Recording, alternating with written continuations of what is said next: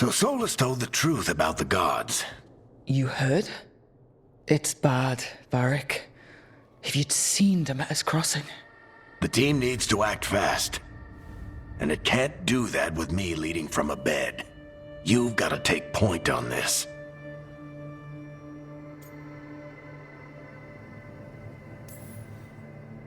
I can't do what you do.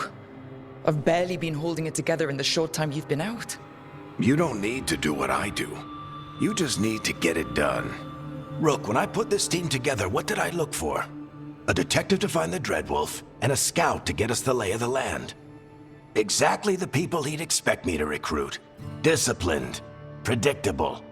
And then there's you. Remember when we first met, kid? I watched you pick apart an entire Antom patrol in Treviso. They outnumbered you 20 to 1. They were overconfident. I took advantage. Which no one else did. Crows didn't appreciate the heat it brought down, but you've got a knack, kid. For what? Finding a way through the wildest shit I've ever seen. With a plan that no one expects. On the best day of his life, Solus wouldn't see you coming, Rook. And don't worry. I'll still be here to talk if you need me.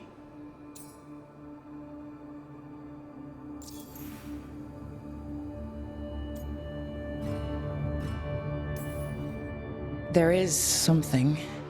Demeter's crossing was awful. While we were there, we found one survivor, the mayor. You took him back to the Veil Jumpers. Not everyone was happy about my decision. We're just starting out and I'm already losing their trust. The key to earning the team's trust isn't to only make decisions everyone agrees with. It's showing the team that they can tell you whatever's on their mind, even if they think you're full of crap. And know you'll listen.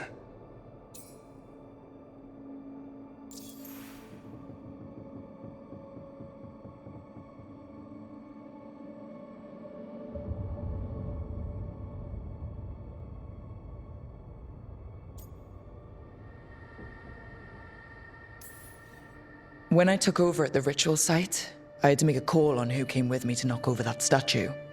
It was the first decision I made leading this team, and Nev got hurt because of it. You made a decision with the best information you had. Sometimes you do that, and people end up hurt. Or worse. What would you have done? What would I have done? Probably gotten myself killed and failed to stop the ritual if you hadn't stepped in. A good leader isn't someone who never makes mistakes. It's someone who admits when they make one. That's how you earn their trust.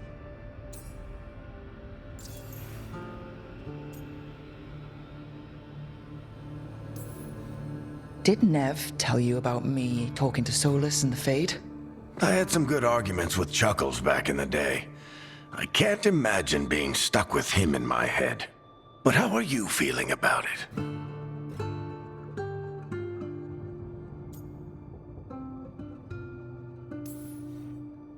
He's the god of lies and he's inside my head, Varric. How do you think I feel about that? Fair enough. But Nev's a great mage. If you need her to whip up a ward to keep him out of your mind, she can. But you haven't asked her to. Why not? Solus is our best source of information about these elven gods. We can't stop them without what he knows. So you're making the decision to keep talking with him? Yeah. You're making a choice.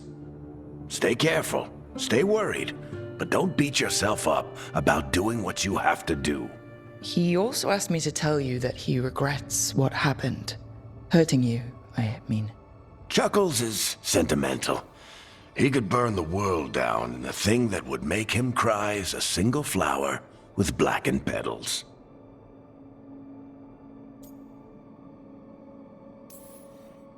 I'll let you get some rest. You're gonna be fine, Rook. Hey, one last thing before you go. I've been racking my brain thinking of contacts who might help us with these gods. You got any ideas? Nothing. But being a leader isn't about having all the answers yourself. It's about knowing who does. Nev has connections to a whole world that Harding and I barely know. Might be worth talking to her. Will do. Thanks, Varric. Anytime.